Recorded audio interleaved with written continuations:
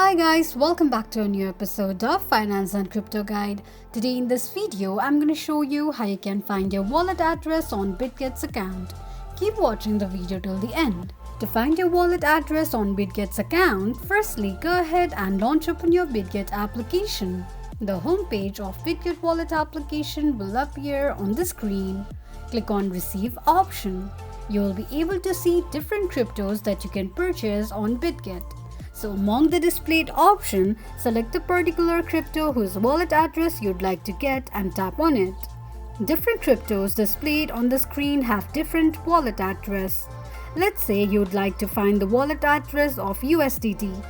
Tap on USDT option. Here you can see the wallet address as well as QR code of USDT.